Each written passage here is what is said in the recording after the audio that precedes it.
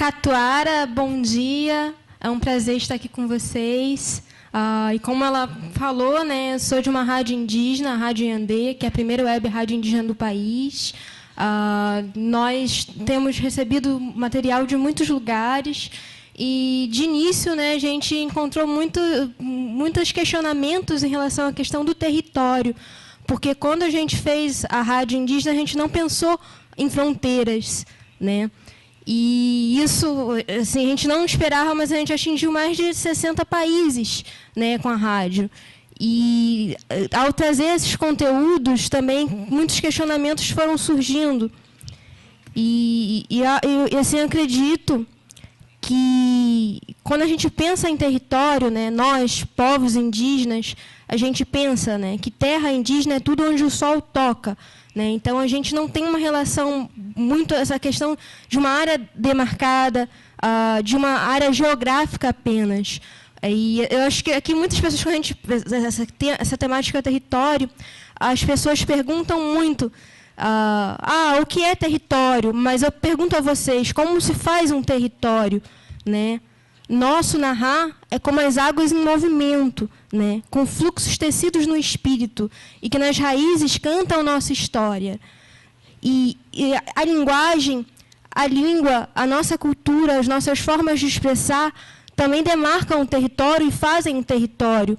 Né? O território não é só um espaço geográfico. Né? O território está em muitos lugares diferentes, né? Em muitos lugares de pensamento também. Em muitas coexistências que é impossível, às vezes, a gente traduzir, tentar explicar de uma forma a traduzir, porque tem uma relação muito forte de afeto, muitas das nossas visões, muitas das nossas filosofias indígenas. Né? Cada cosmologia é um mundo, né? E cada mundo é um território. E ao tempo todo a gente se depara com territórios que entram em conflitos com outros territórios e que batem em outros territórios, narrativas que às vezes atropelam outras narrativas, discursos que engolem, né, e mastigam, né, como o concreto das cidades, né, assim, para nossas comunidades, né.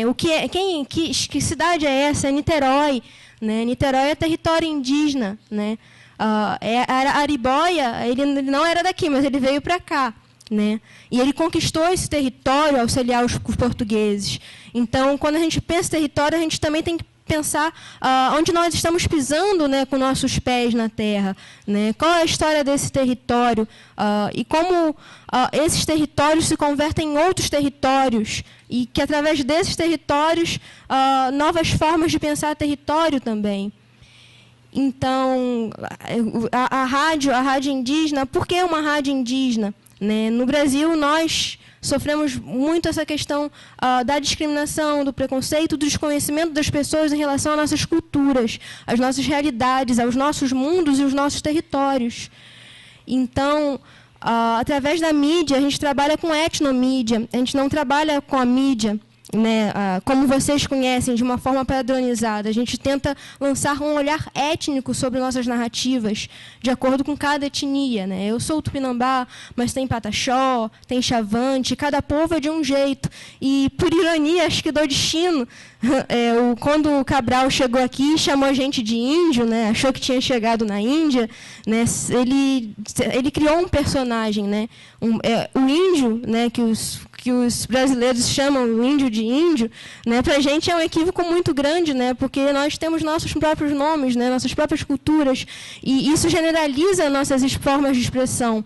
Né. Então, as pessoas pensam sempre o indígena no lugar do passado. Eles não conhecem a realidade contemporânea da qual fazemos parte, de cada povo no seu contexto. Hoje, no Brasil, são 305 povos indígenas diferentes. Né? Então, 305 povos, mais de 270 línguas diferentes também. E somos todos diferentes entre si. Né? Então, como a gente pensa um território a partir disso? Né? Quando as pessoas falam em Brasil, então elas pensam, né, em várias outras situações, mas não pensam que aqui existem 305 povos indígenas, né, e mais de 270 línguas faladas. E eu vou mostrar um pouco o que é a Rádio Yandê para vocês. Eu vou rapidamente.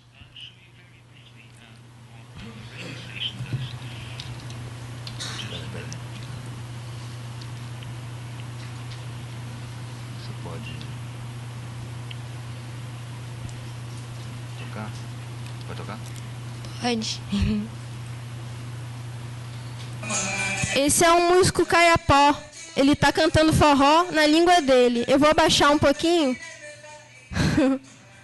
Esse é um músico caiapó do Pará. O nome dele é Mocucá Caiapó. Ele está cantando na língua caiapó forró, né? Então as pessoas às vezes pensam que apenas cantamos em músicas tradicionais e que somos povos congelados no passado, mas estamos em constante transformação, porque a cultura não é estática, né? Ela se transforma e está em constante movimento. E por que nós estamos fazendo essa forma de mídia? Porque nós não queremos reproduzir a mídia que vocês conhecem, né? A forma de comunicação que vocês conhecem, porque nós temos nossa própria forma de comunicar e de valorizar a nossa identidade e quem nós somos, né? Então, como isso todo momento entra no território, né? Assim, eu pergunto assim a vocês, quem vocês são? Né? Vocês sabem quem vocês são? Sua família,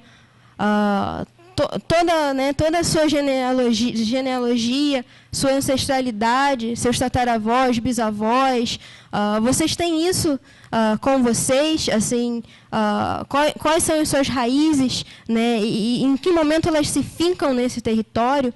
Né? Então, essa relação de território com a gente está muito relacionada à cultura e à nossa cosmovisão, à nossa forma de ver, né, a vida, né, o mundo. E não é algo separado e não é algo apenas geográfico. E para a gente é muito importante que isso, né, seja algo explícito, porque não é as pessoas estão muito presas ao território de uma forma física, né, mas elas não percebem que quando elas falam uma língua, elas também estão fazendo território. Por isso que minha primeira pergunta é: como se faz um território? E não o que é um território, né? Mas como você faz um território, né? Como você constrói um território, né? A partir do momento que eu posso falar bom dia, né? Eu já estou trazendo, né, para o português, né? Com a língua também você faz um território, né? A língua também é um território. Então, assim, são muitos lugares de pensamento. E hoje, né, no mundo, quando a gente pensa isso, a gente não pode mais apenas pensar de uma perspectiva simples em relação ao território como um espaço puramente físico. E assim, hoje, no Brasil, uma das regiões que mais tem conflitos de terra é o Mato Grosso do Sul.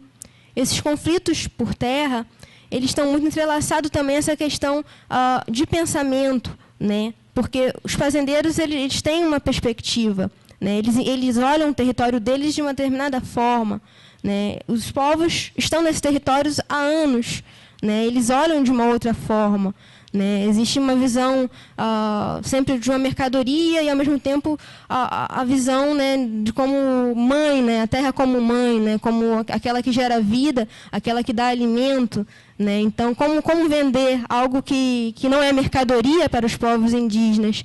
Então, ao fazer territórios, você acaba, né, entrando em outros, né, territórios e expondo sua forma de pensamento. Então, a gente vê muita questão hegemônica também nisso, né? Quando você chega com uma língua, quando você chega com um pensamento, e quando você diz aquelas pessoas como elas devem pensar e ser, ou o que elas são, ou quer definir o que elas são, né? Assim, por isso que eu convido vocês a refletir isso, a tirar o território do lugar puramente geográfico, né, e ver, né, tudo que gera o território, né, tudo que faz o território. E o mais importante é que os territórios, dentro dessa perspectiva que a gente tem trabalhado, essa questão colonial, né, desse olhar colonial, né, assim, de tudo que é essa relação do corpo, né, também que foi citado, tudo isso, né, como você descoloniza os seus pensamentos, né, o seu corpo, a sua forma de estar no mundo, tudo que foi imposto enquanto território para cada um de nós, né, porque não é apenas nós, povos indígenas, que todo momento estamos sendo, de certa forma, não seria oprimido a palavra, melhor, né, para dizer isso, mas a todo momento as pessoas sempre estão conquistando territórios, né, também nas formas de pensar, nas formas de dizer ao mundo, né, estão produzindo territorialidade por meio da linguagem, né, assim. Quando falo a narrativa do meu povo, eu estou produzindo territorialidade também, né. A partir do momento que a gente usa as mídias para isso, a gente também está produzindo territorialidade através disso, né. A comunicação, ela é muito mais ampla do que simplesmente fazer algo jornalístico, né. Ela está em tudo, né. A gente, dentro da nossa cultura, a gente vê, né, tudo está ligado, tudo está conectado, né? E às vezes a gente também vê muita falta de respeito das pessoas, né? Às vezes elas não querem escutar, às vezes elas não querem escutar o outro. Elas têm, porque isso também é uma questão de territorialidade, né? Assim, é como se de certa forma incomodasse e fica algo dentro delas, né? Assim, em que, tipo, por que eu quero ouvir isso? Por que eu vou ouvir isso? Né? Isso também é algo que a gente se depara muito, mas hoje a gente enfrenta uma realidade muito difícil aqui no Brasil. E quando a gente encontra um espaço de falar um pouco, né, da nossa cultura, do que a gente enfrenta, por que é importante para a gente essa questão do respeito à nossa cultura, a nossa forma de pensar, a nossa forma de educar nossos filhos, é por isso. Né? Tem pessoas morrendo, né, por esse Brasil. Né? Assim, eu seria muito hipócrita de não falar isso, de não falar o que está acontecendo no Brasil, com os povos e as comunidades tradicionais. E a Yandê, a gente veio a isso, a somar a nossa identidade, né, a fazer uma mídia que fortaleça a nossa identidade, comunicar com identidade e, ao mesmo tempo, também trazer, né, tudo isso que está acontecendo. Não apenas fortalecendo os músicos indígenas, as narrativas indígenas, mas também mostrando, né, assim, essa realidade, assim, que é feia, né, assim, para algumas pessoas, né, ou que elas não gostam de ver, porque incomoda elas, né, assim. Então, é isso, assim, passar para a Tamira.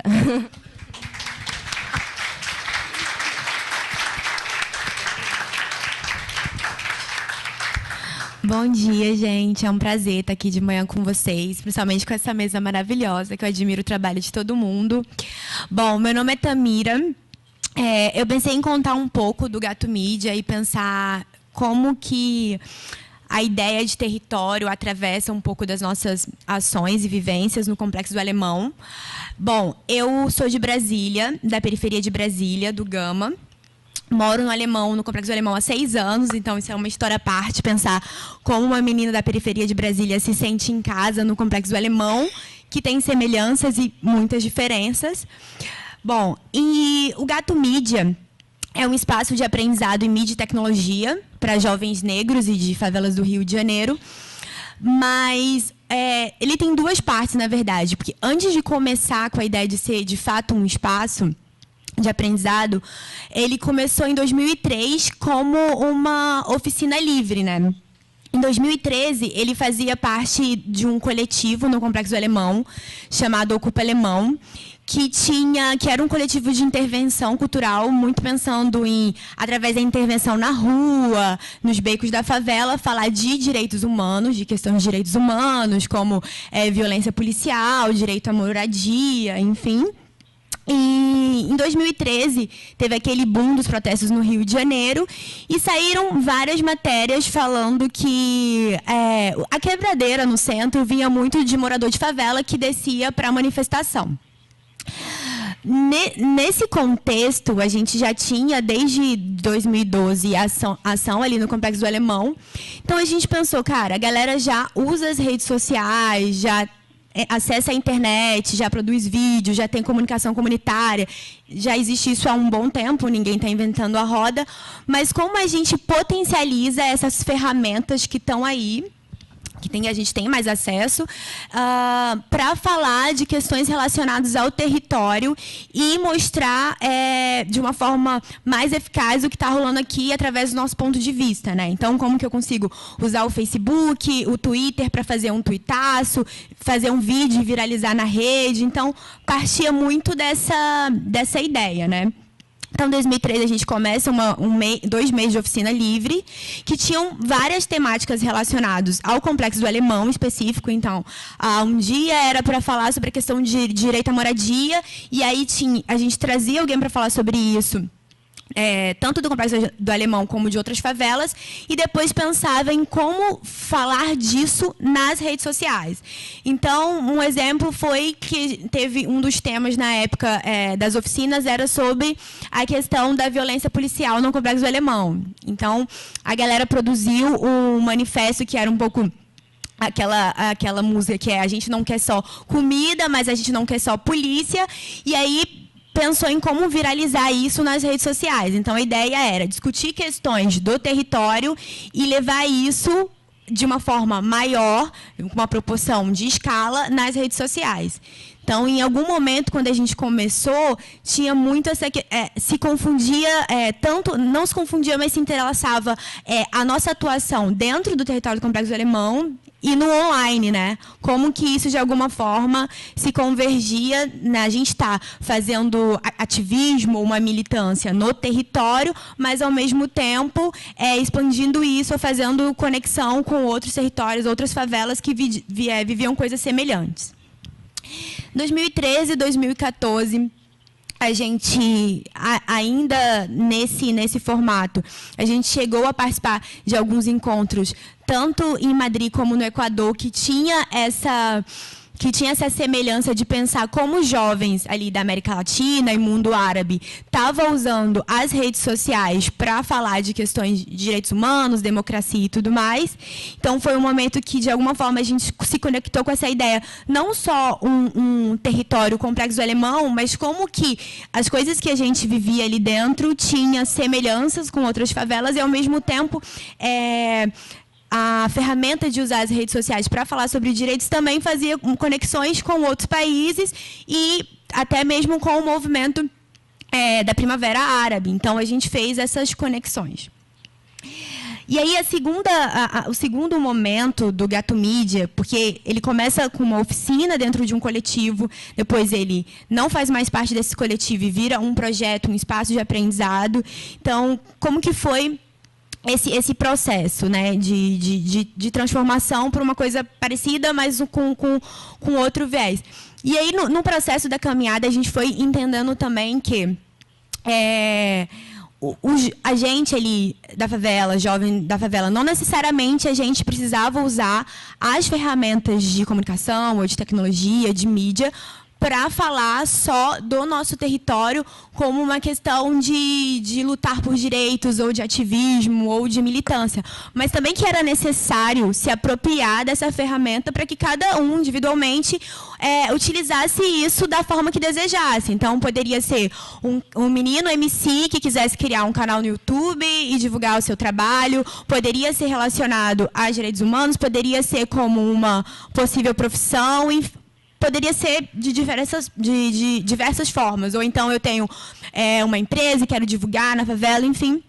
A gente foi abrindo isso de uma forma maior. E aí, quando o Gato Mídia vira um espaço de aprendizado e também uma agência de comunicação, porque a gente tem o lado que é os jovens, não é só do Complexo do Alemão, porque é aberto para jovens de outras favelas do Rio e Baixada Fluminense, mas acontece no Complexo do Alemão, passam pela rede da residência e da imersão em mídia e tecnologia e depois ficam na rede da agência, porque a gente tem a parte de oferecer serviços de comunicação para os empreendedores locais e para outras empresas. Mas a parte do aprendizado, que é o que eu quero focar um pouco aqui para abrir para a gente conversar, uma das plataformas que a gente tem é uma residência que se chama Favelado 2.0, Construindo Gambiarras para o Futuro. Então, uma residência ali de 2 semanas, são 20 jovens, tem uma preocupação com igualdade de gênero, a primeira semana são oficinas e a segunda sempre é a criação de um produto.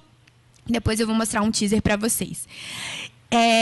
quando a gente passa por essa mudança de perspectiva, a gente também passa para pensar que também era necessário, enquanto pessoas que produzem comunicação na favela, também disputar a ideia da comunicação e da tecnologia, do termo inovação e criatividade, como a favela sendo um lugar que produz não só uma comunicação de resistência, mas ela produz criatividade, inovação, pensando as gambiarras, né? Até o nome, Gato Mídia, que vem muito uma brincadeira dos infinitos gatos, não apenas como essas gambiarras como uma resistência por ausência do Estado, mas também como uma criatividade popular e como uma forma, um modo de fazer próprio, né? E disputar essa ideia desse modo e dessas gambiarras também como criatividade e inovação, né? E potência também. Então, a gente deslocou o olhar para pensar a partir disso, né? E para pensar como que esse ambiente, que em alguns momentos é um ambiente de escassez por falta de ausência do Estado, enfim, de serviços e políticas públicas, por outro lado também é um espaço que nesse ambiente de escassez se criam muitas coisas, então, onde se tem uma habilidade diferenciada de estar criando a todo momento, então a gente partiu daí. E aí a ideia do favelado, o termo favelado já desloca um pouco não apenas da ideia do território em si, sou favelado porque eu moro numa favela, mas também de disputar o simbólico da ideia do favelado, né? Não apenas como um lugar onde mora, mas um modo de ser, de se entender como favelado, como favelado muito mais como estar no mundo de uma forma periférica e se conectar com outros jovens favelados que podem estar tanto no Rio como em outras favelas no Brasil, enfim. Então, muito mais como um modo de ser e de se relacionar, não da forma que, claro, a mídia hegemônica mostra, mas de uma forma mais potente, e não só como um território delimitado, tipo, sou favelado, moro no Complexo Alemão, mas muito mais como um modo de ser e estar. E então a gente partiu da ideia também de território, de comunicação como ativismo, e partiu o olhar para pensar também como uma disputa de narrativa do que é a favela, mas do próprio termo, favelado, inovação, maker. E aí a nossa última residência, ano passado, era com o tema quem são os makers da favela, né? Porque a gente sempre tem uma parada de pegar esses termos que estão de inovação, muitas vezes em ciclos, a maioria homem, hétero, branco, classe média alta, e pensar nesses termos dentro da própria favela. Então, maker, faça você mesmo, tem 1 milhão de fazedores nos territórios populares. Então, como a gente pensa esses termos e recodifica, ou codifica de uma outra forma, pensando através das nossas vivências. Então, é um pouco do que a gente vem fazendo, e eu acho que, enfim, vai ser legal para a gente conversar e abrir essa ideia. Eu só ia mostrar o teaserzinho, eu não sei se... Eu acho que já estava aberto, mas agora não está mais aqui. Espera aí.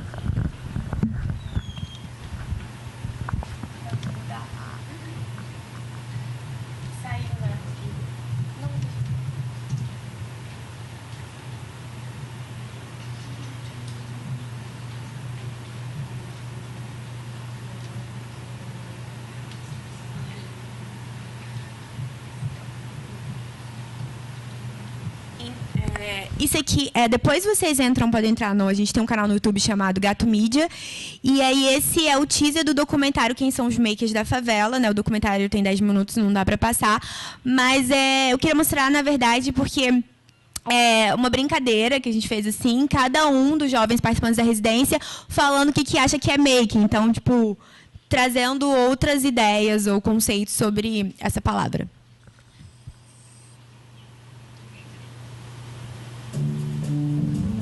Maker é o cara que se vira. É o jeitinho brasileiro. Ele é o cara que me fez. É o inventor. É o inovador. Você tá fumando de cabeça pra baixo. É o cara que vira a câmera do jeito certo, de qualquer forma.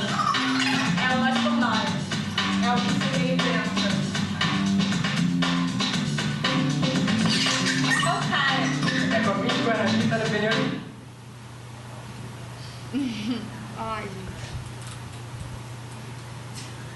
Tem. Não tá com o Wi-Fi bom. Deixa eu ver se vai. Aqui tá dependendo.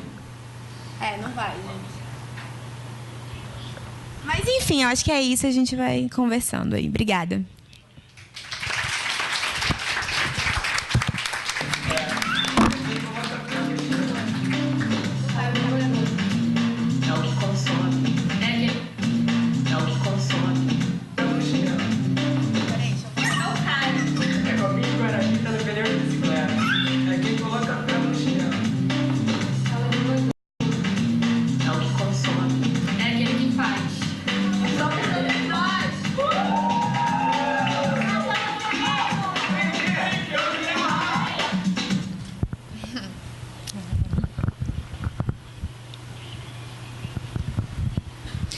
Bom dia a todas e todas. Queria começar agradecendo ao Fernando pelo convite, a Natália e a todos que estão trabalhando aí para fazer esse evento possível. Muito obrigada, um prazer estar aqui com vocês. Né? Eu chegando aqui pensando, né, como é que vocês conseguem estudar com essa vista? Né?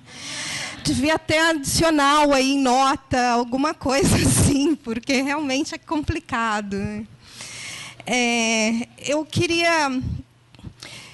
Eu acho que a gente está bem em sintonia aqui nessa questão de pensar territórios, não exatamente de uma forma geográfica, mas de uma forma que eu acho que um termo, né, que está muito aí em evidência até na mídia, que é essa questão do lugar de fala. Né? E esse lugar como território, né? como corpo, como ocupação de um espaço que antes tinha sido preenchido exatamente pela voz do outro, né? O outro falando por nós, o outro nos definindo. E eu queria começar lendo um texto de uma... Ela é dramaturga, ensaísta, professora, documentarista canadense, chamada Dionne Brand, que tem um livro maravilhoso que se chama A Porta do Não Retorno. Né, e ela trata essa porta do não retorno, né, como a porta do não retorno é alguns lugares em África, né, onde os escravos, os escravizados teriam que passar por baixo dessa porta ou por dentro dessa porta, né, para que toda a memória anterior, toda a cultura, né, todo ranço, todo rastro de ancestralidade ou de cultura fosse deixado lá, para que eles pudessem vir como tábula rasa, né, para o novo mundo. E esse livro da Dionne, acho que é uma das coisas mais interessantes que eu achei, tratando, né, desse passamento simbólico, desse apagamento simbólico. Então, aqui ela está... eu vou ler só um trechinho. Né, inicialmente, antes dessa parte desse texto que eu vou ler, ela está falando de como ela tentou, né, fazer com que o avô dela se lembrasse a qual povo eles pertenciam, né? Qual era essa ancestralidade deles, né? Qual é a cultura que eles tiveram que apagar ou que esquecer quando passaram por essa porta do não retorno. E o avô nunca se lembrou. E isso criou uma fissura, né, na relação entre ela e o avô, porque... ambos ali estavam tentando, ou seja, como ancestralidade, né, como ancestral, ela achava que o avô deveria ser guardião dessas memórias. E o avô sente que falha com ela ao não saber responder as perguntas, né, de onde ela tinha visto. Então, ela começa a fazer essa análise a partir daí. Né? Então, ela diz, essa habilidade e esse mistério... Não, peraí, deixa eu só começar aqui um pouquinho antes. Né? Ela está falando sobre mapas, né? Um mapa para a porta do não retorno. Esse achado sedimentou a ideia de que, para desenhar um mapa, apenas a habilidade de ouvir é necessária. É o mistério da interpretação. Essa habilidade e esse mistério nos escapam a meu avô e a mim. A porta do não retorno é claramente não um lugar, mas uma metáfora para um lugar. Ironicamente, ou talvez apropriadamente, não é um lugar, mas uma coleção de lugares. Atracadouro, na África, onde um castelo foi construído, uma casa de escravos. rudimentar demais para desaparecer ou ser detalhado mais elaboradamente, e frívolo o suficiente para sobreviver aos séculos. Um lugar no qual um certo número de transações ocorreram. Talvez as mais importantes tenham sido as transferências de eus. A porta do não-retorno, real e metafórica, como alguns lugares o são, mítica para aqueles de nós espalhados pelas Américas hoje. Ter o próprio pertencimento alojado em uma metáfora é um enredo luxuoso. É como habitar uma alegoria, ser um tipo de ficção. Viver na diáspora negra é, penso eu, viver como um ser fictício, uma criação dos impérios, mas também uma autocriação. É ser alguém vivendo dentro e fora de si mesmo.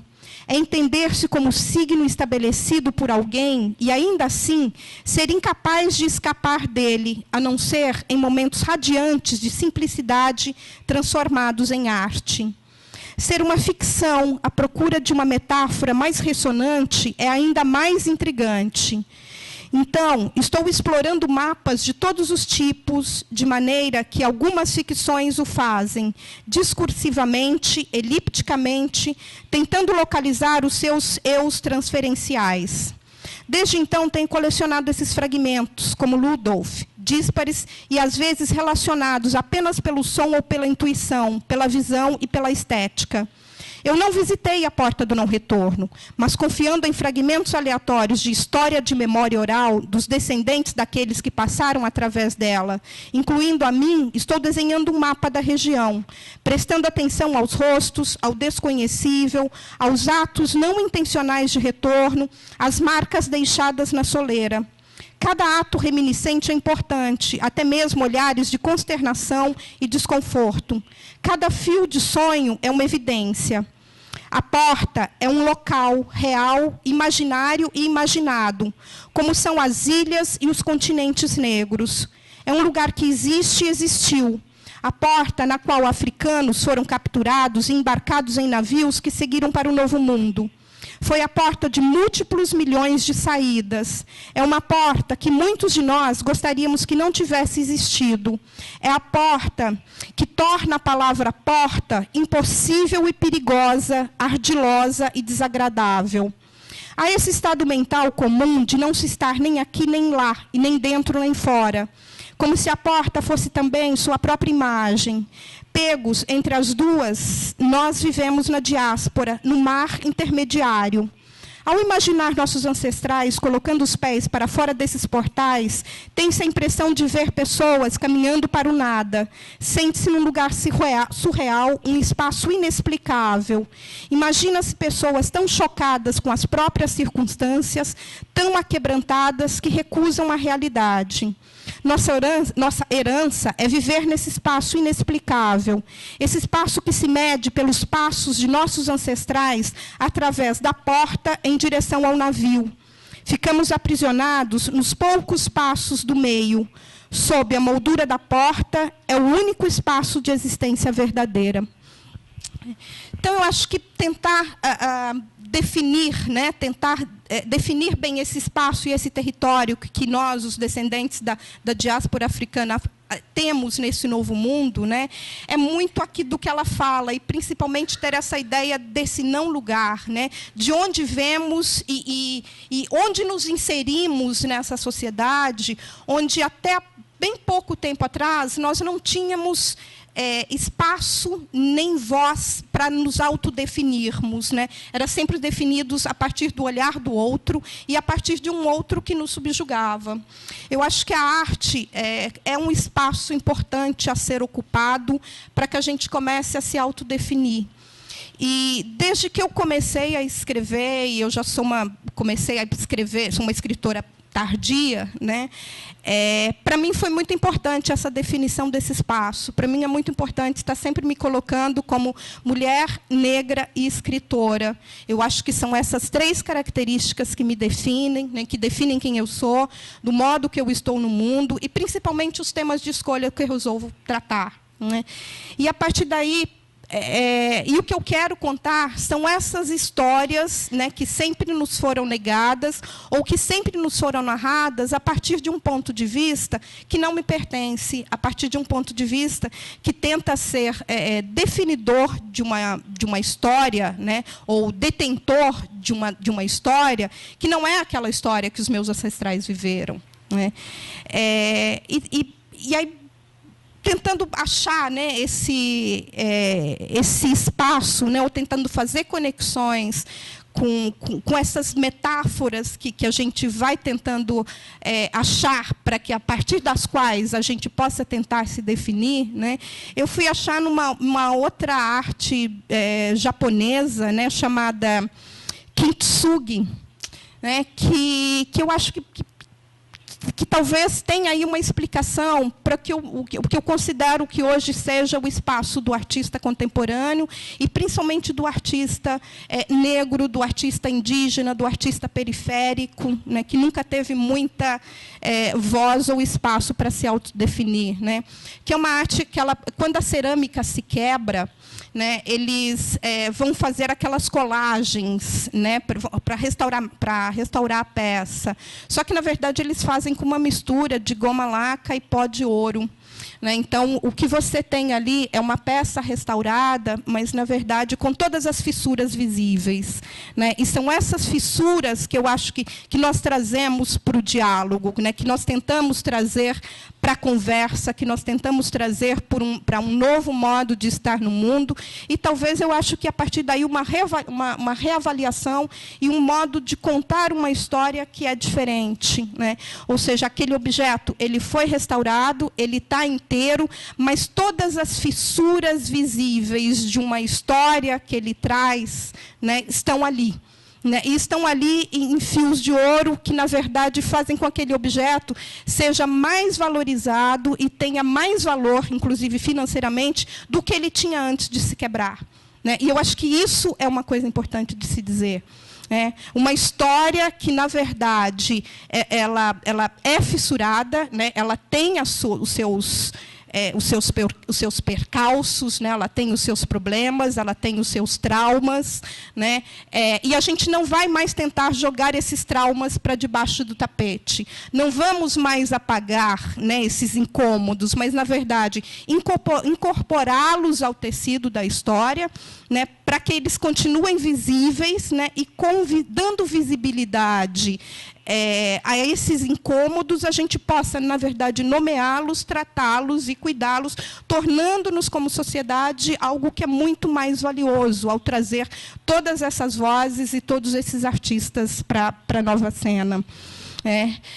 E eu acho que aí a gente vai começar a poder lidar, né, com o que a gente pode chamar de realidade. Né? E eu trago aqui um outro escritor, né, nessa definição do que para mim é realidade, e realidade pensada a partir dessas fissuras, dessa metáfora que é a porta do não retorno, né, e da arte Kintsugi, que é a definição do Philip Dick, né, um escritor de ficção científica, né, que ele diz: realidade é aquilo que, mesmo quando você para de acreditar, ela não vai embora. Né? Mesmo quando você quer apagar, mesmo quando você acha que não há elementos suficientes para que torne essa realidade totalmente palpável, ela fica ali te incomodando. Né? Ela não vai embora da tua cabeça. Ela é algo, esse signo, né, que ela representa é algo da parte do real e não apenas simplesmente do simbólico, né? E eu acho que esses são tempos para a gente pensar. Eu acho que nós estamos numa época não só apenas no Brasil, mas no mundo, né, em que essas estruturas todas estão trocando de lugar, né? E eu não acredito que a gente consiga restaurar Brasil, né, se a gente não fizer um novo pacto social em que todas essas vozes sejam chamadas a dar, eu acredito que não a sua contribuição, mas que sejam chamadas para que realmente pensem, façam e implementem uma nova maneira de estar no mundo, né? Eu acho que essa maneira do homem branco, hétero, de classe social mais alta, que nós vimos aqui nesses nossos 500 anos de existência, né, está completamente falida. Né? Então, está na hora da gente tomar essa posição, está na hora da gente tomar nas nossas mãos, né, o papel de tentar refazer essa sociedade em outros moldes, né, e trazendo exatamente, eu acho que o modo de estar no mundo, o pensamento, né, das comunidades indígenas, das comunidades negras e das comunidades marginais. Né? Eu acredito que os artistas, né, e também a academia, né, estão num lugar de privilégio em que eles talvez não falem mas ajudem a ampliar a voz desses povos e dessas pessoas que podem pensar um novo país, né, que podem pensar uma nova ideia de nação. Eu acho que, inicialmente, era isso que eu tinha para falar. Obrigada.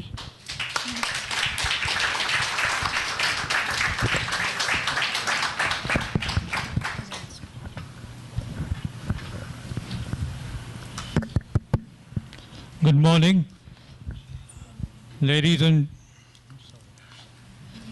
gentlemen. I'd like to start by saying that falando que vocês pensassem em mim não como um ser humano, mas como um pária, como um ser estranho, um cão estranho. E eu gostaria que vocês lembrassem disso e pensassem por que eu me considero um vira-lata.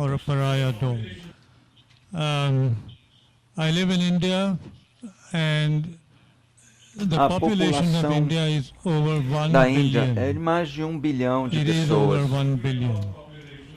There is a Tem stray dog essa population. I would say população that de for every vira-latas. 5 Indians, Eu there diria is que, na one verdade, stray para dog. cada 5 indianos, So you can do the math and seria figure out how vira-lata many stray ou dogs cachorro we de have rua. in India. I've seen a Então few vocês podem stray imaginar dogs in quantos Rio. vira-latas existem na Índia. Ingrid will E tell eu you acho that every que time I spot a stray dog here, I'm isso very existe aqui no excited. Rio também. Cada vez que eu But vejo I've uma not pessoa nessa seen, situação stray aqui no Rio, dogs in most eu parts of me the sinto world. um pouco But in em India, casa. believe me, this is not a hyperbole, Mas this na is not an Índia, na verdade, isso é uma exaggeration. realidade, não é um There exagero. is at least one stray dog Na verdade, há for um every pária, 5 human há beings. um And vira-latas, we have a como eu chamaria, population at last para cada count 5 of pessoas. over 1 E billion. estamos falando de uma população de Why are these dogs there? mais de 1 These bilhão de dogs are there pessoas. E because por que there's animal lovers esses who have gone to cães the estão Supreme lá? Court and Por que esses obtained an vira-latas estão lá? order Porque which says that these dogs algumas cannot pessoas be eliminated. conseguiram uma ordem At da most, Suprema they can Corte be, para given que for adoption, não but pudessem in a poor eliminar, country que like esses India, cães não nobody pudessem wants to ser adopt eliminados. dogs. I mean, people don't have enough to feed their families, so there's no question of E na verdade, esses adopting cães and não feeding poderiam stray ser dogs. adotados, eles teriam que But ficar nas also ruas. that, the other option, of course, is Também to houve sterilize algumas them, ideias, and so we alguns have programas para esterilizar NGOs esses like the cães. Blue Cross E algumas that, ONGs, por exemplo, undertake como the a work Blue of Cross, sterilizing que stray na dogs. verdade But that is tentaram easier said than done, because there are that many dogs and iniciar they programas can't be para sterilized that esterilizar, para easily. So the castrar upshot is that they esses keep cães de breeding rua. in Mas é algo towns muito and difícil de cities. fazer. Estamos falando de uma grande And, população de you know, cães de ruas. they lead to a whole E lot eu- of problems. I hope there are eu no acho animal lovers que here in this audience, no meu, because quer dizer, eu diria in que no my meu own próprio country, país, the animal lovers are, I'm their biggest enemy, because if I say that esses animais, na stray verdade, são dogs vistos bother como me, inimigos. what they say is that, Na well, you can verdade, be run over esses by a cachorros, quando estão na car, and rua, then, podem, às you know, vezes, so ser human beings are equally atropelados vicious, e criar and so problemas on. para a população And so também. they are E allowed esses to animais, breed eles and to podem proliferate procriar and, e proliferar. Às vezes, eles they mordem bite pessoas. people. E if a se dog você é bites mordido you, you por can um get desses rabies, cães, você pode which is a fatal contrair disease. o vírus da raiva. There aren't enough E muitas vezes esses cães rabies não são vaccines. vacinados. So, E, na this is a rather verdade, grim picture, which claro, essa é a minha visão, que algo deveria ser feito em relação a essa população de cães de rua, mas pessoas podem pensar diferente. Eu considero esses cães de rua, na verdade, uma grande ameaça para a população. Mas, claro que o que eu estou querendo falar, na verdade, não estamos aqui falando de cachorros, estamos falando de seres humanos. E eu comecei com essa introdução fazendo essa analogia, porque aqui estamos falando de territórios, e os cães são animais territoriais, e eles protegem o próprio território. E na verdade, eles latem e lutam e brigam e cheiram uns aos outros para proteger seu próprio território.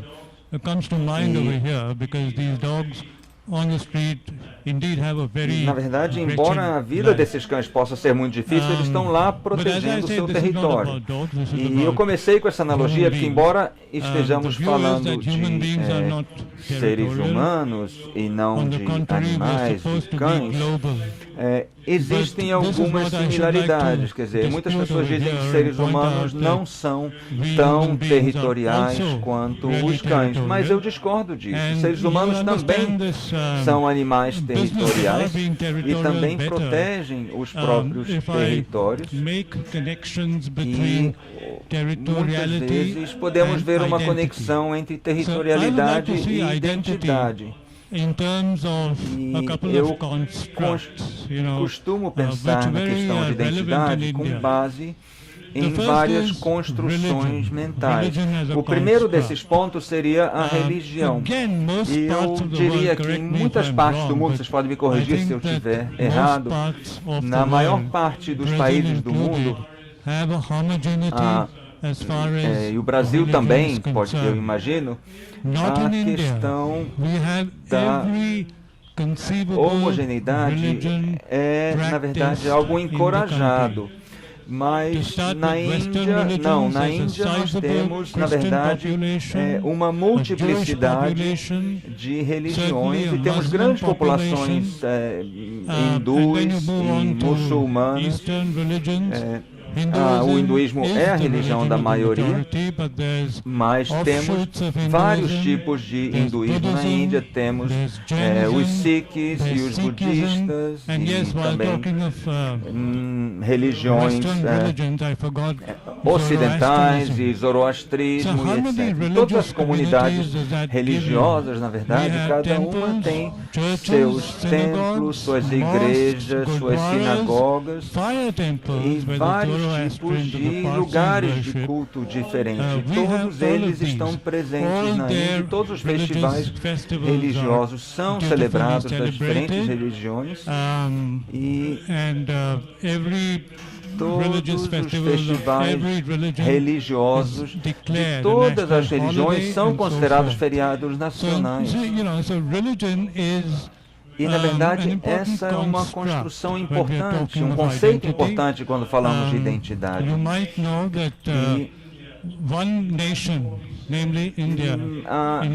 Na verdade, a nação indiana se tornou duas nações em 1947 com a criação da Índia e do Paquistão. Então, essa divisão também foi baseada na religião. O Paquistão optou por ser um Estado teocrático muçulmano e na Índia nós temos essa multiplicidade de religiões, embora o hinduísmo seja a religião da maioria. Isso, na verdade, é bastante peculiar. E o conceito das castas, na verdade, faz parte do hinduísmo. Nós temos 4 castas na Índia. Nós temos os brahmanas, que estão no topo da cadeia. Temos os kshatriyas, que são o segundo, que são os governantes, tradicionalmente. Temos os vaixas, que seria a casta dos comerciantes. e teríamos depois os Súrias, e que abaixo deles somente os intocáveis. E, na verdade, os intocáveis continuam a ser um grande problema na Índia. De vez em quando, com uma certa frequência, ouvimos falar desses intocáveis que se envolvem ou são envolvidos em situações de violência. E, então, essa questão, esse conceito das castas, na verdade, é muito importante quando falamos de identidade num contexto indiano. Eu posso falar um pouco mais sobre isso depois, se alguém do público tiver interesse em conhecer um pouco mais essa questão das castas. E, na verdade, às vezes eu ofereço, na verdade, um curso inteiro. Já ofereci um curso inteiro na universidade sobre a literatura dos intocáveis. Na verdade, é um estudo à parte, muito interessante. Mas, assim, eu falei um pouco sobre religião. O segundo conceito que é importante seria o da língua. Alguém consegue adivinhar quantas línguas há na Índia? E eu diria, na verdade, que a maior parte dos países do mundo tem uma certa homogeneidade em termos de língua, homogeneidade linguística. E na Índia, nós temos pelo menos 35 línguas diferentes. Mas eu poderia citar algumas: o Hindi, Marathi, Bengali, Punjabi, Kannada, Oriya, várias. Essas são algumas que eu lembro assim de cabeça, mas na verdade eu diria que cada estado indiano tem sua própria língua. Então eu diria que a língua também se torna um conceito, uma construção importante na criação da identidade. Claramente, o inglês também é falado na Índia, é uma língua utilizada no país inteiro. Bem, e eu diria, na verdade, algo que me afeta pessoalmente, a questão também da orientação sexual. Se alguém me perguntar, bem, há homossexuais e bissexuais e pessoas de diferentes orientações na Índia? Claro que sim. Em 1999, foram publicadas duas antologias de autores gays na Índia e autores lésbicas na Índia. E eu posso mencionar vários outros escritos, vários outros textos produzidos por autores dessa orientação sexual na Índia. Mas essa publicação dessas antologias foi um marco importante. E também, além disso, todos os anos na Índia ocorre um festival de cinema LGBT na Índia, no mês de maio. E também, além disso, nós temos vários grupos de apoio à comunidade LGBT, e tudo isso é prova suficiente de que há minorias sexuais na Índia também. E além disso, há outros conceitos, outras construções, como classe, e eu não vou falar disso, senão levaria muito tempo, mas somente para recapitular, nós temos a religião, castas, língua e sexualidade. Esses são os 4 conceitos que, para mim, são muito importantes quando se fala de identidade. Voltando ao conceito do vira-latas, do cão de rua, bem, o que eu gostaria de dizer é que, na verdade, esses conceitos que eu mencionei não tornam as pessoas territoriais. Embora haja essa multiplicidade de pessoas diferentes na Índia, eles continuam a não se entender. Em 92 houve vários conflitos entre muçulmanos e cristãos e hindus. E mesmo agora, em 2016, 2017, há partidos fundamentalistas que, na verdade, estão na maioria no governo e que controlam parte do governo. E eles têm visões muito retrógradas e opressoras. Na verdade, eu tenho exemplos bastante chocantes. Por exemplo, eu poderia falar como muita gente sabe que os hindus consideram a vaca um animal sagrado, mas os muçulmanos comem carne, e comem carne bovina.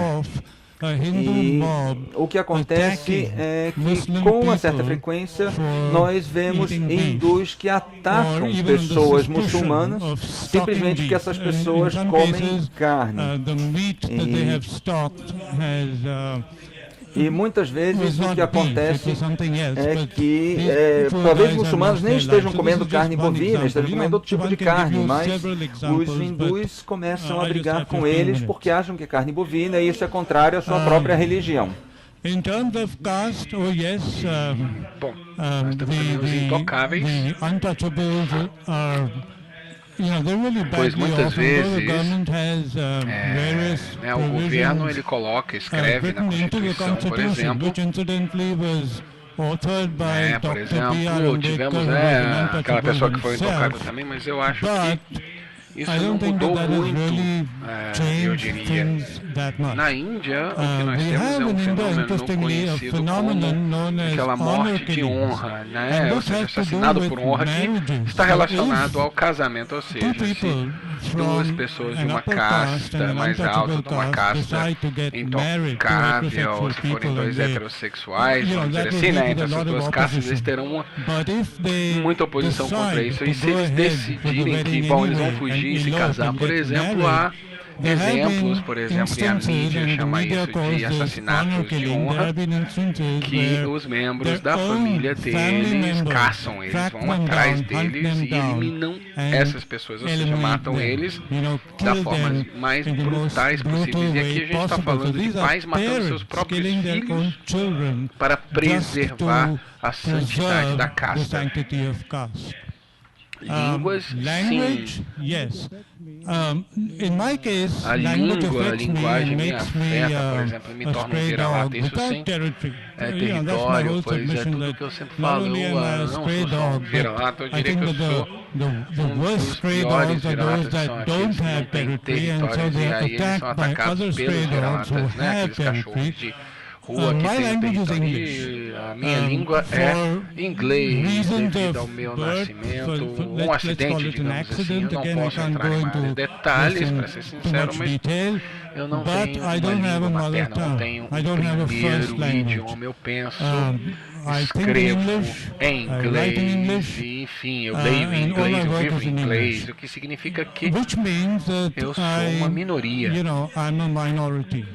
A Índia e aqui é realmente a ironia, que é um país de língua oficial inglesa, mas todas as editoras no topo, por exemplo, do mundo começaram com a Cambridge University Press, a Oxford, né? A gente tem a Macaulay Picador, a Hatchet India, então além, né, dessas línguas, inglês, no Reino Unido, Estados Unidos, Canadá, Austrália, Nova Zelândia, o único outro país no mundo que tem escritórios na Índia. Eu acho que essa Kindle não tem escritório no Brasil ou até na Alemanha. Então é, de fato, um país de língua inglesa, mas é uma língua minoria. E se você escreve em inglês, você obviamente é uma minoria, porque as pessoas perguntam para você por que você escreve em inglês, já que é a língua do colonizador. Você não tem uma porra de uma língua materna para você escrever? E essa é a pergunta que eles me perguntam, né, me fazem. Agora, em termos de sexualidade, em termos da minha sexualidade, eu não sou gay, eu sou viado. É diferente. Por quê? Porque os gays, eles têm aquela direção da normalidade, eles querem um casamento gay, etc. E eu quero desestabilizar a normalidade onde eu possa, e isso é bem claro no meu último livro, por exemplo, dessa intervenção. Eu acho que a gente tem aqui, inclusive, a capa, né, do meu livro é sobre essa teoria, né, de viadagem, o que significa ser viado ao invés de ser gay ou homossexual, ou seja, viado. E isso me torna uma minoria dentro de uma minoria. Então, por essas razões, eu não tenho um território, eu sou aquele cachorro de rua, sem território nenhum. né? E se você é um cachorro, você teria, né, o seu território. Eu sou territorial também, mas eu não tenho nenhum território. E por isso eu sou atacado, brutalizado. E é isso que ocorre comigo. Vocês talvez me vejam aqui e talvez não acreditem no que eu estou dizendo. Agora, claro, tudo isso tem que ser visto por meio de uns olhos de metáfora, tá, gente? Mas eu acredito sim que eu sou brutalizado. Eu vou concluir lendo 2 poemas curtos mesmo. O primeiro é Cama e Café da Manhã. Perdão, seria um albergue, né? Na verdade, quando a gente faz o check-in do albergue, a gente coletou nossas coisas e fomos para o nosso quarto, que tinha uma visão do mar. E mesmo que fosse um quarto duplo, as camas não estavam juntas, né? Quando a gente chegou nessa pousada. E aí a gente chegou e pediu na recepção um quarto com uma cama de casal. E o gerente falou, mas isso a gente só oferece aos casais. E a gente protestou, somos um casal. E o gerente colocou um dicionário na nossa mão que define um casal como um homem e uma mulher. Eu sou uma mulher, o meu amigo disse.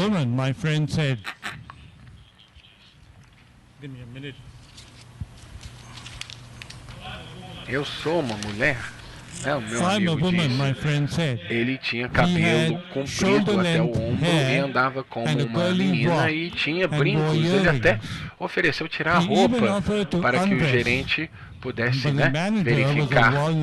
E como o hotel estava cheio, voltamos então para o nosso quarto, né, com aquelas camas não juntas, e na varanda um pardal tinha acabado de dar à luz aos seus filhotezinhos que faziam os seus barulhos. Nós tomamos banho, pedimos vinho e peixe frito. E quando chegou a noite, nós juntamos as nossas camas, tirando aquela mesinha de cabeceira entre eles, fumamos um baseado e depois desligamos a luz e fomos para a cama. À meia-noite, bateram na porta, abrimos a porta e era o gerente pedindo para que fôssemos embora. E eu falei, perguntamos qual que é o nosso crime, mas ele nos colocou para fora, jogando as nossas mochilas após a gente, suas bichinhas. Ele gritou e violentamente fechou a porta. E o segundo poema tem o título de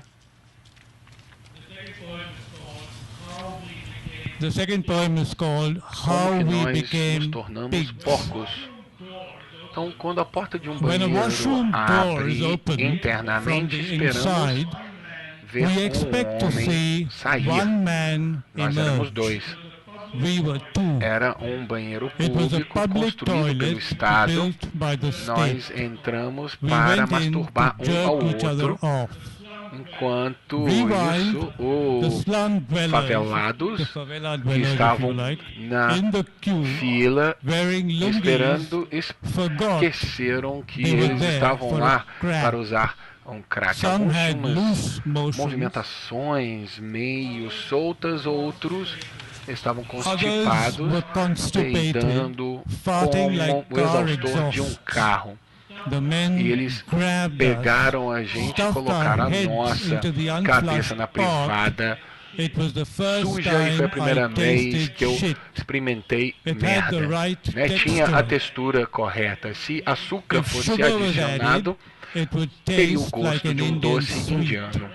Mas logo nos roubaram o prazer de comer merda pelos homens que simplesmente colocaram a mão na nossa cabeça, puxaram o nosso cabelo e chutaram a gente nos testículos até que a gente começou a gritar como porcos. Eles nos chamaram de a escórnia. E a nossa transformação tinha sido completa. Primeiramente, comemos a comida dos porcos e agora a gente fazia o barulho de porcos gritando em 4 patas. Muito obrigado.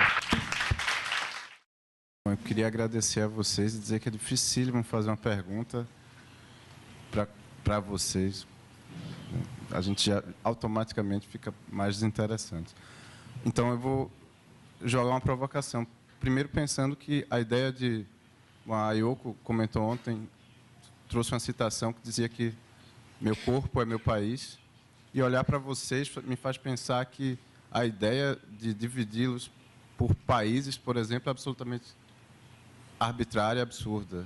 Quer dizer, o indígena, a favela, é tão mais complexo e universal do que Brasil, Índia, Alemanha, enfim. E nesse sentido, olhando daqui, eu imagino a unidade entre vocês todos, que é universal. Por exemplo, quando você falava, sem querer capturar uma coisa que é gigantescamente mais complexa, eu pensava tanto na teoria queer, que depois aparece também. Quando você falava da favela, eu pensava em proletariado, que, enfim, numa ideia de universalidade, a teoria queer também como, né, essa identidade que não se deixa capturar e que, portanto, que é universal justamente por isso. Conceição, enfim, não vou dar conta de comentar, mas também pensei, por exemplo, na necessidade do povo palestino de narrar a si mesmo para constituir uma memória diante de uma limpeza étnica. Então, enfim, eu queria saber, como eu não sou capaz de articular uma pergunta, eu queria só que, se algum de vocês, ou, enfim, alguém, pudesse comentar o trabalho do outro, se vocês se reconhecem e de que maneira vocês se enxergam em relação a um outro, se a gente consegue constituir um corpo aí dentro dessa complexidade que, ao mesmo tempo, tem uma coesão incrível e muito emocionante, inclusive.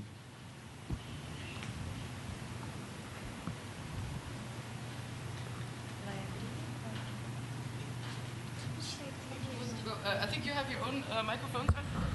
Or you can use this one if you want. It's still on.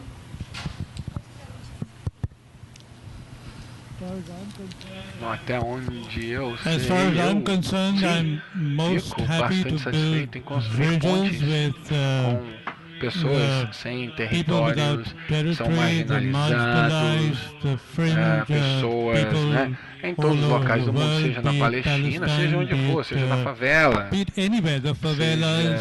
pois antes de eu ir embora no before I leave domingo, eu on Sunday, I sim gostaria de ir a want uma to favela, go to a favela.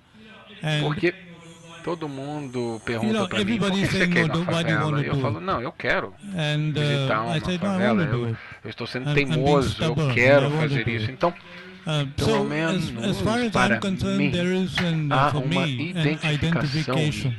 And É I a think minha it's my posição position as como, né, aquele cachorro a de stray dog rua sem without território que territory me faz that makes me fazer, want to do this. que me faz, querer fazer isso. E And para mim, this is for me isso seria o what, caminho para a the way to utopia, utopia. porque a utopia não é algo Utopias are not realizable alcançável, things, por they will exemplo, use mas para things, but for mim me this é is um the dos way caminhos to para a utopia. utopia.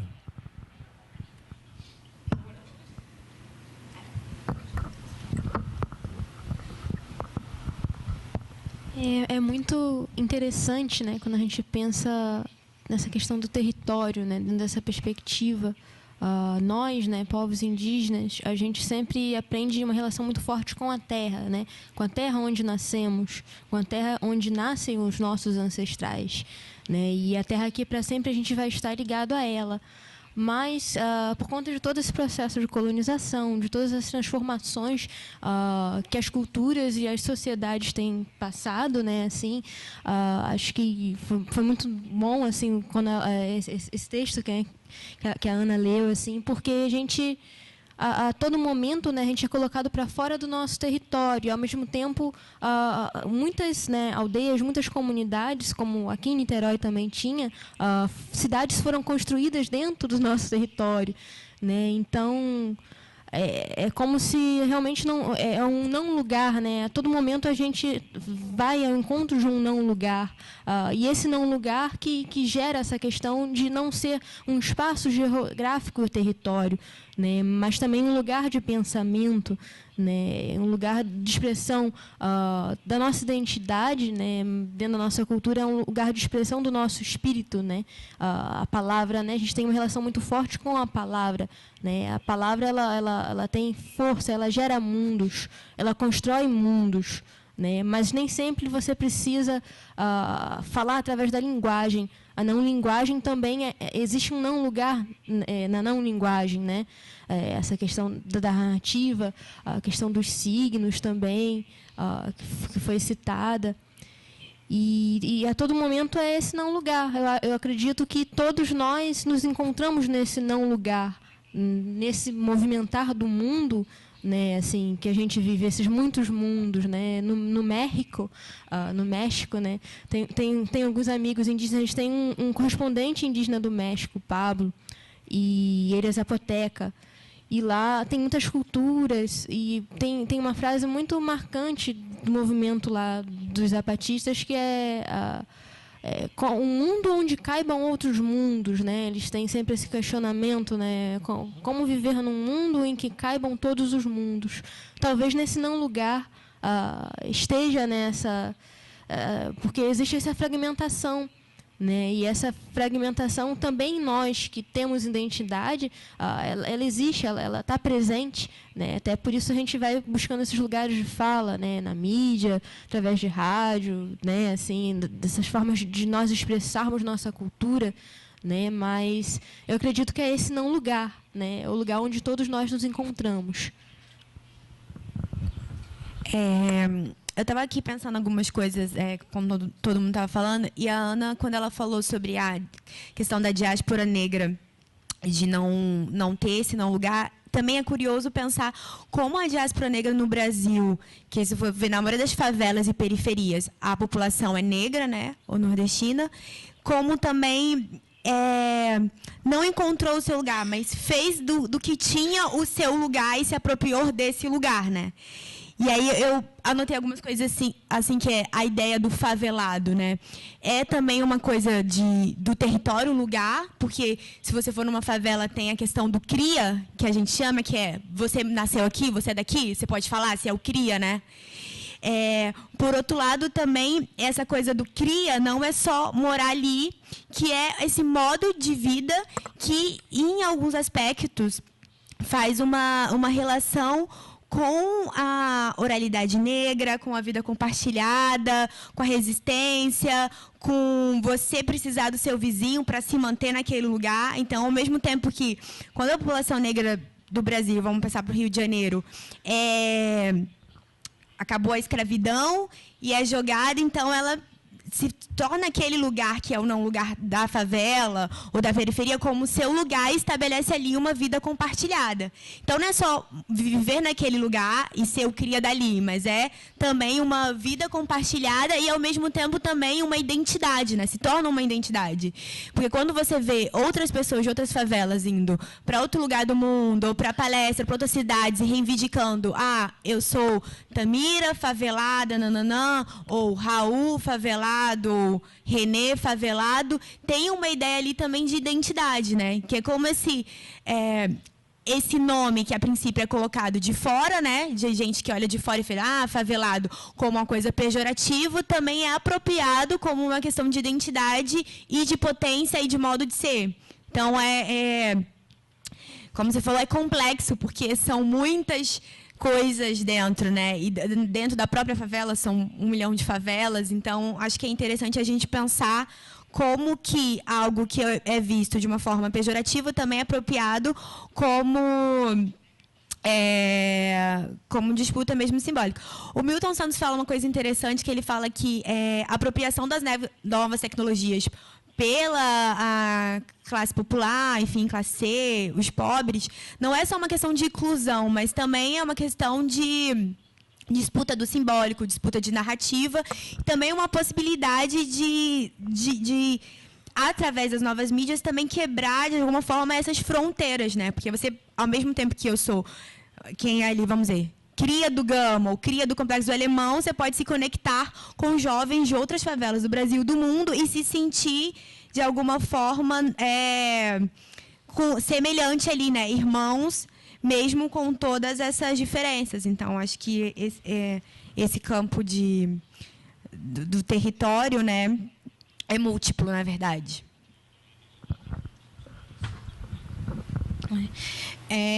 Eu acho que eu me identifico claramente com muitas das falas aqui, principalmente nessa questão de quebra de fronteiras, né, de quebras de territórios. A gente começar a pensar um mundo sem essas fronteiras artificiais que foram impostas. A gente pensar, por exemplo, na divisão da África, né, pelos europeus, né? Então, ali, o que você dividiu ali foram nações. O que se dividiu aqui no Brasil, as nações indígenas, né, por essas fronteiras de país ou de estado que a gente coloca aqui, que são fronteiras artificiais e que eu acho que um dia eu espero que caiam, né, para que a gente possa realmente começar a pensar um mundo como esse lugar onde de convivência, né, onde a gente possa ter uma convivência mais interativa mesmo, né, sem essas divisões que foram impostas ao longo do tempo, né. E é interessante eu não estou conseguindo lembrar agora qual é o ditado em Yorubá, né, mas uma forma de cumprimento, né, em que um chega para o outro e diz, né, eu vejo você. E eu acho que isso que falta na gente, né, ao se cumprimentar, né, ao invés de dizer o bom dia, ou boa tarde, eu vejo você. Né, porque eu tenho a sensação que, às vezes, a gente se olha e não se vê. E principalmente esses povos, todos os povos, eu acho que marginalizados ou criados a partir de um imaginário capitalista ou de um imaginário eurocêntrico, né? Essa invisibilidade, para mim, é muito visível, né? Essa não existência a partir de uma autodefinição. Né? Então, para mim, eu vejo você me faz com que, por exemplo, eu me identifique muito mais, sei lá, com uma mulher negra norte-americana do que com um homem branco brasileiro, né? Em termos de eu sei o que você está pensando em determinadas situações, eu sei como você se coloca no mundo, né? Então, e isso para mim prova exatamente essa questão da artificialidade, da necessidade de derrubarmos fronteiras geográficas, né, e imaginárias. Eu acho que a gente, pelo menos para mim, o que eu vejo cada um falar, né, desse lugar de pertencimento através de uma linguagem, né, que não necessariamente é codificada, que não necessariamente é dita, mas que, às vezes, está num lugar de reconhecimento que pode ser através de um olhar, né, pode ser através de um gesto, né, de um reconhecimento, de realmente olhar o outro no rosto e dizer, eu vejo você inteiro como você é e como você se coloca nesse mundo.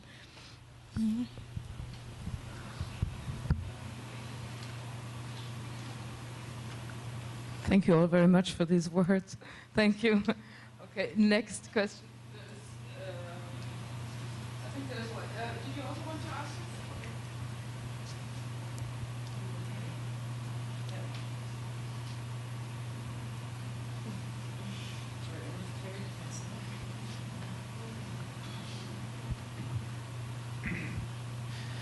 Thank you all for your interesting presentations. I would try to mix some of your ideas. For me, the non-territory can be located maybe as a kind of center of all these constructs you mentioned, Raj. Maybe in the center, as a kind of the borders of all these constructs, you find the territory of non-territory. I think about a space with many doors, and you know how these doors works, how they smell, how you can open this, but you will not pass them. You will let yourself in this space in the middle of all these boundaries. And maybe we can add, when you mentioned the contracts, we can add the nation as well, and the history as well.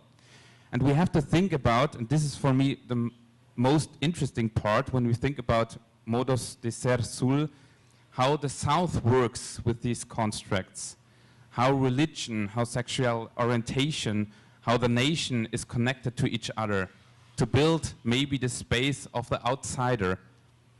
I always have to think about one really interesting German writer who was a homosexual Jewish Marxist who wrote this book about outsiders.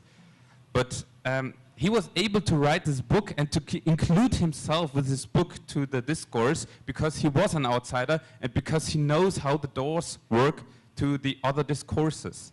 So maybe we can add this idea of the space of non-territory as the center, defined by all these borders, but on the contrary, defining all the other spaces as well.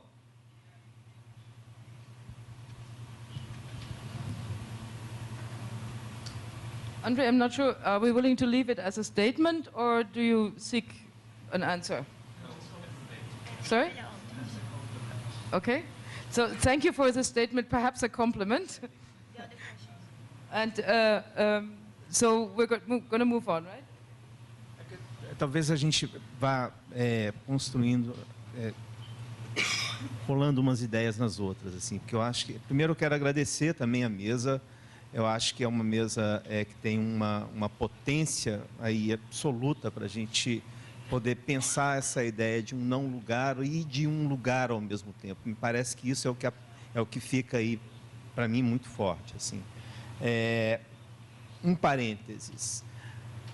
Para quem não conhece o defeito de cor da Ana Maria Gonçalves, eu deixo aqui quase que uma conclamação. É preciso conhecer para entender também dessas fissuras que ela está falando desse nosso país. Assim, é um livro que dá conta de uma realidade dura, de modo delicado e que traz para nós, particularmente brasileiros, uma dimensão do que é a experiência do negro nesse país de uma forma que eu acho absoluta. Assim. Então, eu acho que, enfim, eu estou fazendo isso aqui porque eu acho que é importante a gente aproveitar esse momento. O livro está ali fora, eu acho que a gente tem aí acesso, inclusive a Ana, né? Por que eu estou falando isso agora aqui? Porque eu acho que essas fissuras que você está trazendo, Ana, como possibilidade de articular a realidade, na verdade, são elas que criam aquilo que eu acho que é fundamental nessa problemática do território, que é a relação. Porque eu tenho me incomodado muito com esse problema do lugar de fala hoje, sabe? Ele tem aparecido com força muito grande. Quando eu acho que, na verdade, o nosso desafio é pensar nessa dinâmica de uma relação. Que eu acho que o Diego traz ali na pergunta dele, no que ele fala também, quer dizer, e que talvez esteja no que o André está dizendo. E que eu acho que tem aí uma outra dimensão, que é essa dimensão do compartilhamento. Eu não sei o que vocês pensam disso, e particularmente o Raj. Quer dizer, se a gente pensar num stray dog, fica me parecendo, Raj, que ele está andando sozinho, sabe? E eu gosto da ideia de um compartilhamento de territórios. Me parece que isso dá um lugar que não é necessariamente um lugar de centro, na medida, esse centro que a gente critica, mas um lugar de compartilhar experiências de um deslugar ou de um fora de lugar. Eu não sei se eu estou conseguindo me fazer entender, mas me parece que isso é algo que fica aí nessa mesa aparecendo com muita força, assim, e que eu acho que é a potência dela, sabe? Que talvez seja o que a gente devesse pensar também para discutir essa ideia de território, como a gente está tentando aqui, assim, né? Mas o que eu quero mais que tudo é agradecer por essa potência que eu acho que está aí, assim. Vocês comentam aquilo que vocês quiserem. Acho que é melhor outras perguntas, não outras. If Fernando allows me, I would like to add to what you've just said, because I'm also wondering. What I've been hearing is also that art, or the production, and I include in art radio programs, the kind of work that you do in the favelas. That is, to me, all art. In how far art, in fact, is itself its own territory, but maybe a territory that works differently from other territories, right? And might be such a place where things can meet. I don't know. I'll just respond to that.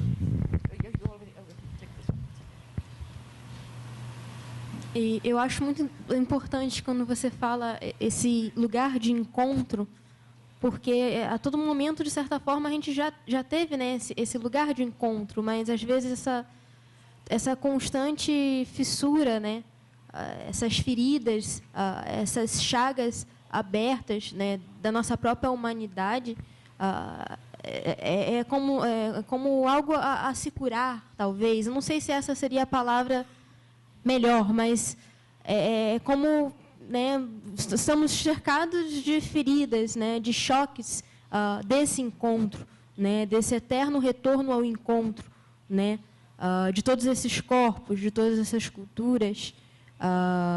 E, assim, dentro da minha cultura, né, a gente tem uma perspectiva de que a cada respiração a vida conecta todos, né, todos os seres, né, as plantas, os animais, as pessoas. E nesse momento que a gente respira, nosso coração não pertence apenas a nós, mas a toda a humanidade. Essa é uma visão indígena, né, sobre todos esses povos, toda essa coletividade, né, todos esses seres que estão no mundo, né. E quando o Raj fala essa questão de ser um cão vira-lata, nós sabemos que os vira-latas são leais, e que eles latem por isso, por sua lealdade também, né. Então, assim, existe muito valor, né, num vira-lata, mas, às vezes, dentro de uma outra perspectiva, às vezes é só um vira-lata, né, mas, dentro da nossa perspectiva, existe muito valor, né, em todos que estão à nossa volta, todas as formas de seres, né, assim. E acho que veio muita essa coisa da religião, é muito presente também no Brasil. O cristianismo mudou também muito da nossa cultura, né, assim. E eu acho que, às vezes, é sempre essa coisa de poder, essa relação de poder nesse mundo de afetos, né? E, às vezes, um não-afeto surge e cada vez mais vai abrindo essas feridas. Então, eu acredito que a resposta a esse lugar de encontro é como você precisa achar o remédio, né, para unir, né, e, de certa forma, limpar essas feridas que foram abertas, essas fissuras que foram abertas pelo encontro.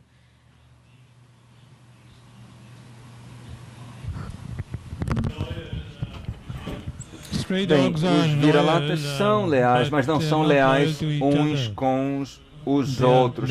Talvez eles sejam leais com os seres humanos, mas não com a sua própria espécie. Bem, o que eu quis mencionar, assim, em relação ao que o Fernando disse, o que eu queria mencionar e também o que a Ingrid disse, é que sim, temos que ser otimistas. Mas eu não sei se isso funciona no mundo real, porque essa questão, quer dizer, se pudermos falar de amizade, isso tem que vir do outro lado também. Então, se o outro lado não está interessado, não está disposto a isso, o que podemos fazer? Porque, na verdade, se pensarmos na história, a religião, ela fomentou mais ódio do que qualquer outra dessas construções.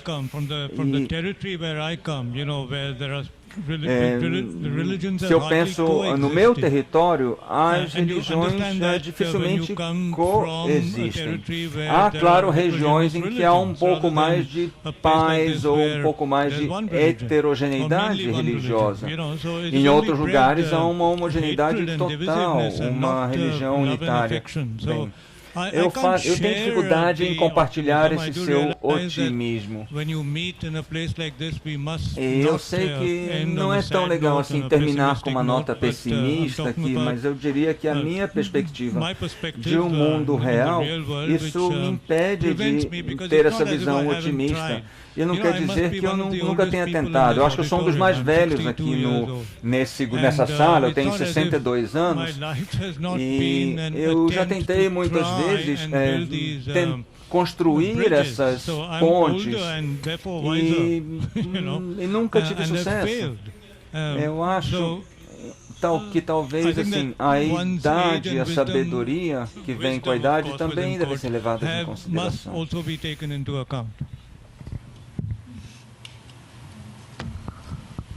E essa né, voltando a falar dessa questão da fissura, que é algo que tem me interessado muito, né, a gente realmente encará-la como parte do tecido da sociedade e não tentar mascará-lo como, porque eu acho que nós brasileiros fazemos muito, né, ou seja, acabou a escravidão, vamos tentar esquecer que ela existiu, né, vamos parar de falar de racismo ou de machismo, porque é isso que está tornando a sociedade mais racista ou mais machista, né, então, acho que a gente tem que começar a nomear essas coisas e começar a pensar a partir dessas fissuras, que eu acho que também é um local de colagem, é um local de encontro, né? É a faixa de Gaza, né? Que eu acho que é o que me interessa discutir, né? Não em termos de território de Palestina ou Israel, mas o que está acontecendo ali na faixa de Gaza.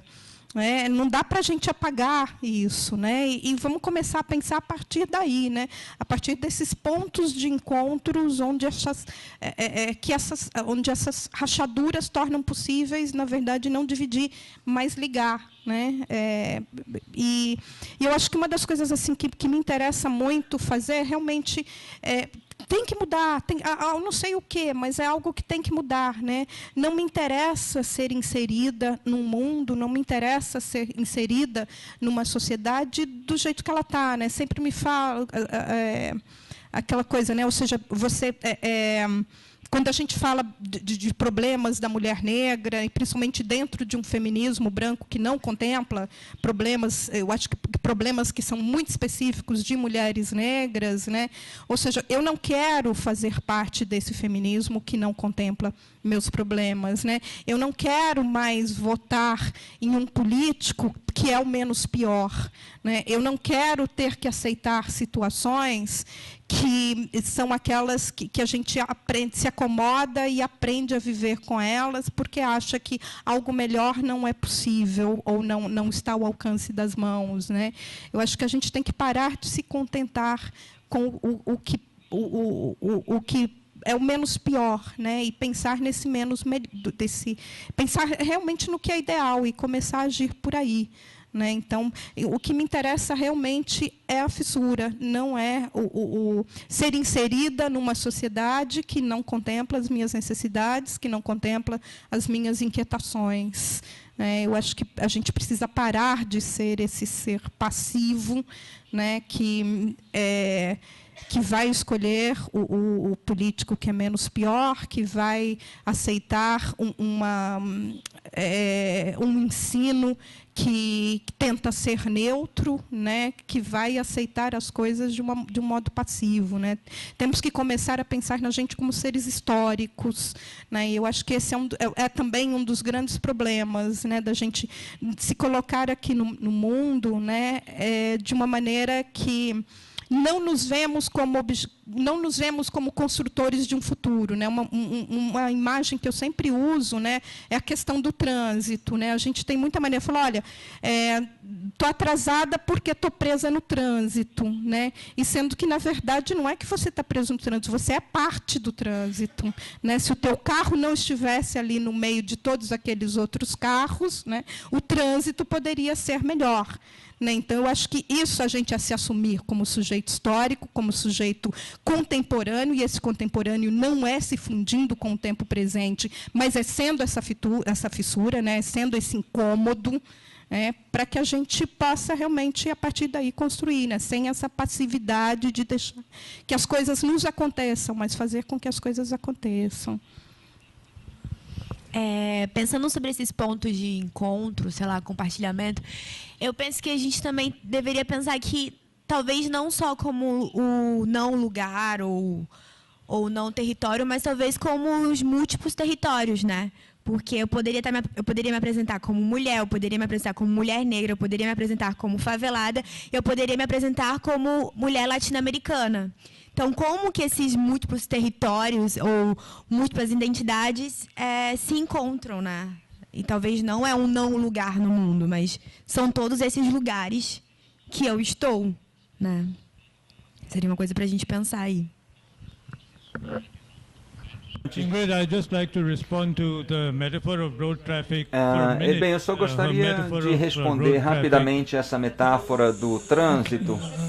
Bem, você diz que, na verdade, se você está no trânsito, você é parte do problema também. Isso partindo do princípio que você tem um carro. E muitas pessoas no mundo inteiro não têm carros e são pedestres e têm que caminhar. E existe também aquele conceito da raiva do trânsito, road rage. E, na verdade, mesmo se você estiver calmo, essa raiva se volta contra você porque você está atrapalhando o caminho dessas pessoas ricas que estão de carro. Vocês devem ter ouvido falar de Bollywood, que é essa indústria do cinema de Mumbai. E esses atores famosos de Bollywood, eles, na verdade, eles transitam de carro ao passo que muitas pessoas estão dormindo ali no meio da rua. Na verdade, quer dizer, eu estou tentando descrever a minha realidade. Claro que a Índia é muito longe daqui, mas quando falamos de território, na verdade, o trânsito, assim, as cidades podem ser lugares muito brutalizantes. E, pensando na região da Índia, quer dizer, porque temos muito perto ali a China, que é uma grande potência daquela região, mas a vasta maioria da população vive em aldeias que não tem muitas vezes nem acesso à água potável. Então a história do carro, na verdade, não se reflete muito bem na realidade. Parece um pouco com a história da Maria Antonieta, que fala que se não tem pão, comam brioches. Mas eu, na verdade, eu não aceito muito bem essa ideia. Eu acho que nós temos que confrontar a realidade, e é isso que a realidade é, e nós deveríamos encontrar soluções para esses problemas. E eu acredito que a militância, na verdade, pode ser uma saída, porque eu acho que essa pode ser a única maneira de atingir algum resultado. E talvez por meio até da violência, porque na verdade no meu país nós tivemos Gandhi, que na verdade conseguiu atingir alguns resultados por meio da não violência, mas ele acabou provocando um dos maiores holocaustos que já ocorreram no mundo. Em 1948, esse confronto entre hindus e muçulmanos. Então, é claro que existem alguns pontos individuais para você observar o mundo, mas acho que todos nós precisamos aprender muito uns com os outros. Okay, we have room for one more question. Bom, temos espaço para mais we have room for one more question pergunta e uma resposta muito curta. Então, vamos lá. Pergunta bem curta, tá? Short question too. I'm interested in the question of how does a territory begin in the non-territorialization, in the non-physical? So Raj keeps talking about these ideas of identity that create territories. My question is, when we abandon these ideas of non-territorialization identity, can we form a territory without the idea of a territory being in mind? I'm going to summarize this question. Can we form a territory without the idea of a territory? Any one of you has an easy answer to that question? If this was an ideal world, of course, but unfortunately it's not an ideal world. Eu acho que a gente parar de pensar fora desse cânone, né, eurocêntrico que a gente tem estudado para essa definição de território, né, e partir para outros pensadores, outros filósofos, outras ideias, e a gente pode começar a pensar a partir daí, né. Eu acho que pensar, por exemplo, fora desse cânone, um livro bem importante que eu acho que todo mundo deveria ler, né, A Queda do Céu, do Davi Copenaua, né, que eu acho que nos dá essa ideia de partir ou seja, de trazer outros pensadores que não são o cânone com que a academia está acostumada a trabalhar, né? Vamos pensar aí fora dessas, pensar territorialidade e pensar povos, né? Esse estar no mundo a partir de outros pensadores.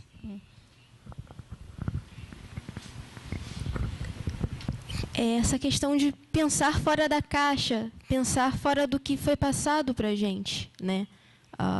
Buscar além, muito além, assim.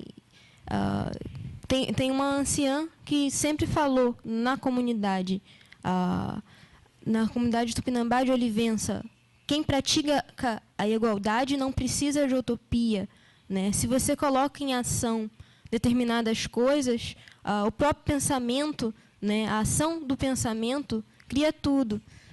E tudo que a gente nomeia é um conceito, né? A gente está cercado por conceitos, cercado por coisas que as pessoas dizem que são aquilo que elas são, né? Mas já parou para pensar em um olhar mais livre em relação a tudo isso?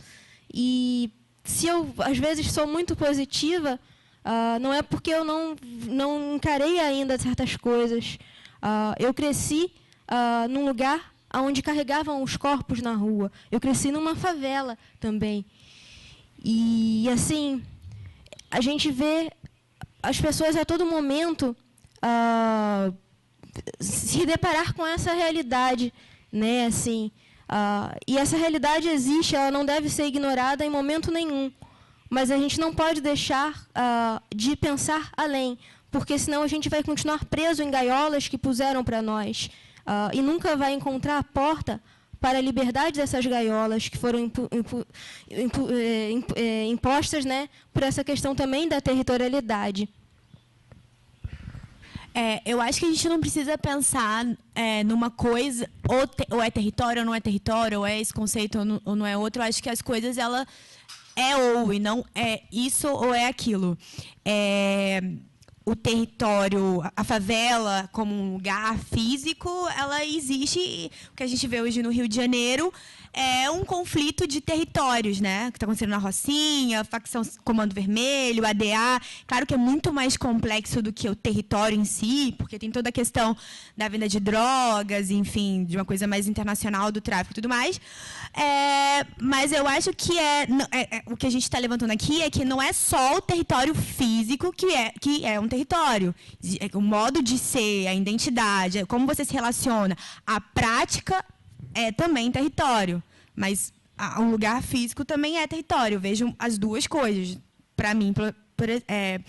Para mim, e acho que para encerrar a minha fala, eu queria falar sobre a questão do direito de fala, que o Fernando falou, pensando o direito de fala como uma reivindicação de uma minoria que nunca teve a oportunidade de falar sobre si mesmo, sendo ouvida e tendo uma visibilidade sobre isso. A questão é, só podemos falar sobre si mesmo?